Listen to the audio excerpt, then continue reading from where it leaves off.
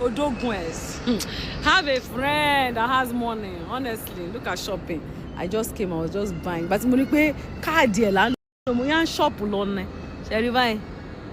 Yeah, but why do you lie a lot? Yes, now. You lie for it. No. Who bought everything? Who paid? Oh, yeah.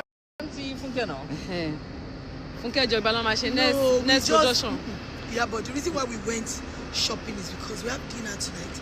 Yeah. And we didn't bring anything. And I started buying. We're not ready to waste money on all those big brands. Yeah. ọ̀rẹ́ méjì wọ̀nyí yára wọn ni àwọn Yorùbá máa ń sọ. Ìyábọ̀ Òjó àti Fúnkẹ́ Akíndélé wọn kò yára wọn o. ọ̀rẹ́ méjì tí wọn ò kì í yára wọn ni wọ́n tẹ̀síwájú láti máa gbádùn ara wọn ní ìlú UK. níbi Ìyábọ̀ Òjó sì sọ wípé káàdì Fúnkẹ́ Akíndélé lòun fi ṣe shopping tí òun ṣe o. ẹ̀yin èèyàn wa ẹ jẹ́ ká gbádùn èyí tó kù. It's okay, let's just come to West Hill Stratford.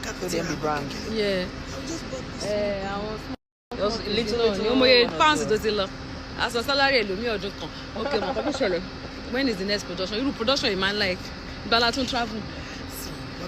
When is part 2? I won't pack anything. I won't pack any bag so that I can spend that more. Yabo. You give. I remember that time. Yabo, I was very well fresh. As you were drop back home, when we were shooting my first film, guys, I packed Yabo's clothes in a boutique. I want to talk. I will just take up more money and go and use my name and write Yabo Ojo said this, Yabo Ojo said that. May thunder in heaven fire you.